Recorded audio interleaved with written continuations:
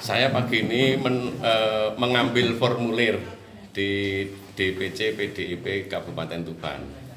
Saya ingin maju sebagai calon Bupati Tuban untuk 2020.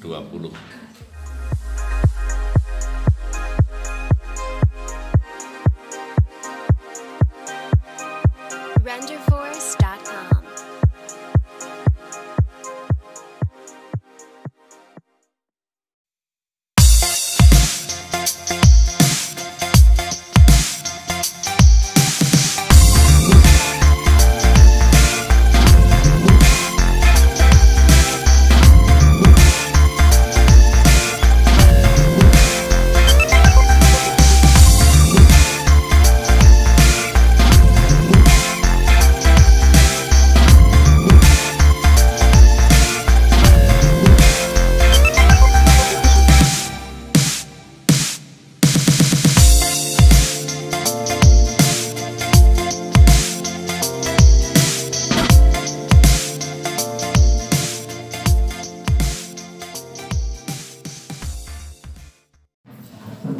Saya pagi ini mengambil formulir di DPC PDIP Kabupaten Tuban.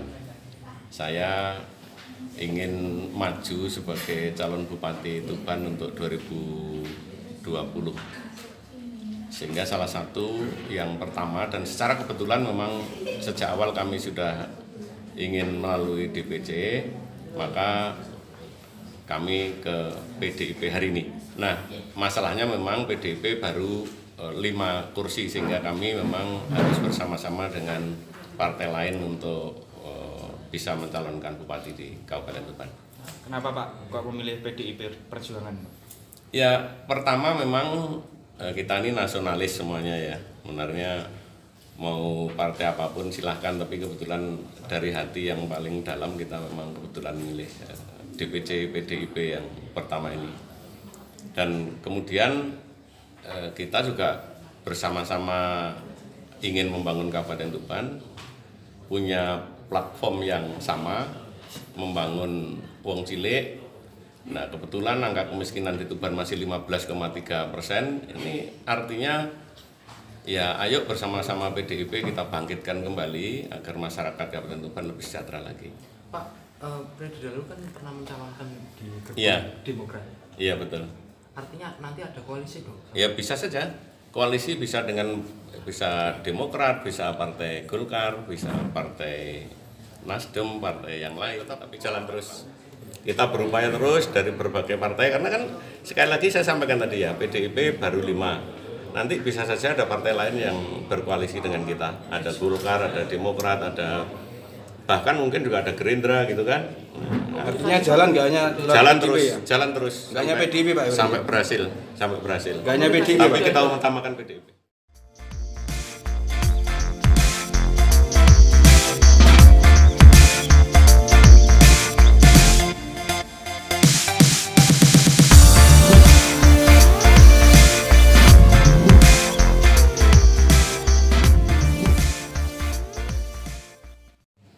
Yang pertama, kita mesti membangun infrastruktur yang lebih bagus lagi.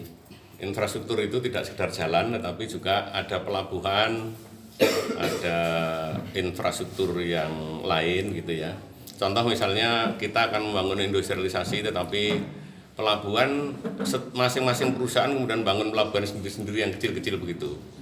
Itu menurut saya akan lebih bagus ketika nanti akan membangun kawasan industri di Kabupaten Tuban, lalu ada pelabuhan yang setingkat pelabuhan nasional, lalu Tuban menjadi penyangga dari pelabuhan di Tanjung Perak atau pelabuhan Pulau Lamong, ya, bisa digunakan untuk pelabuhan internasional juga gitu ya.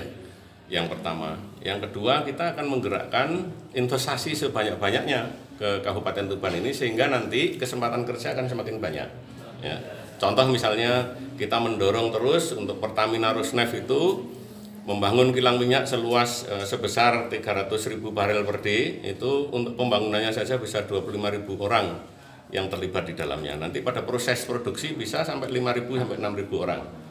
Lalu Setelah itu ada petrochemical, anakan atau urutan turunannya.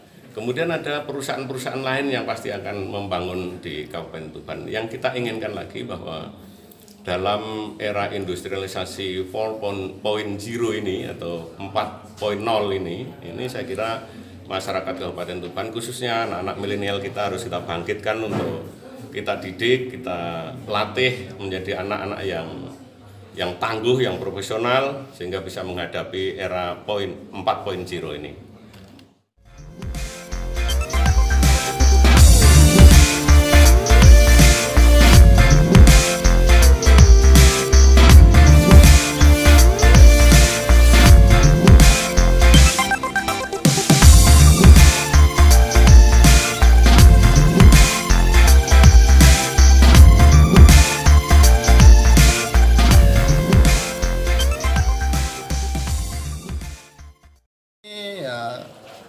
Jadi hari ini ada Pak Setiajid yang melakukan pendaftaran untuk hari ketiga. Jadi sampai hari ini sudah ada 4 calon yang mendaftar di PDI Perjuangan. Siapa saja itu, Pak?